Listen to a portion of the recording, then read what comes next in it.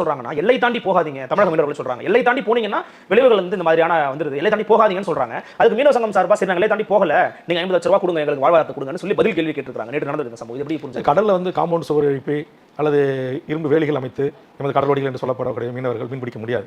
கடல் என்பது ஒரு மிகப்பெரிய ஒரு நீர்ப்பரப்பு. இந்த நீர்ப்பரப்பில் எமது மீனவர்கள் படகு செய்கின்ற போது இல்லை பயணிக்கின்ற போது காற்று திசையோட்டம் அந்த அடிப்படையில் ஒரு சில படகுகள் எல்லை இது உலகத்தில் எல்லா நாடுகளிலுமே இருக்கிறது. ஆனால் எனக்கு தெரிஞ்சு நம்முடைய அண்டை நாடான பாகிஸ்தானோ அல்லது அண்டை நாடான சீனாவோ கூட நம்முடைய இந்தியர்கள் எல்லை மீறுகின்ற போது இது போன்ற கொடுமையான உயிரை பழி வாங்குகின்ற கொடுமைகள் செய்வதில்லை. இப்போ பக்கத்தில் பங்களாதேஷ் போன்ற நாடுகளிலும் சரி, பாகிஸ்தான் போன்ற நாடுகளிலும் சரி, அந்த மீனவர்கள் நம்மகிட்ட வராங்க, நம்ம மீனவர்கள் அங்கே போகிறாங்க. ஆனால் அவர்களை எல்லாம் சுட்டு படுகொலை செய்வது, ரோந்து படகுகளூடாக கடற்படை மோதி மூழ்கடிப்பது, மீன்களை கொள்ளையடித்து செல்வது, அவர்களை கட்டி ஐஸ் பார்லை உள்ளே தூக்கி கொடூர சித்திரவதைக்கு உள்ளாக்குவது, இது போன்றெல்லாம் செய்யவில்லை. இவர்கள் சொல்வது போல அண்டை நாடுன்னு சொல்லக்கூடிய, நட்பு நாடுன்னு சொல்லக்கூடிய, எங்கள் இந்தியாவிற்கு மிகவும் நெருக்கமான நாடு என்று சொல்லக்கூடிய சிங்கள பௌத்த பேரினவாத வெறிபிடித்த அரசு இவ்வளவு அநியாயங்களை, அட்டூழியங்களை, அக்கிரமங்களை, குறிப்பாக மனித உரிமை மீறல்களை தொடர்ச்சியாக செய்து வருகிறது.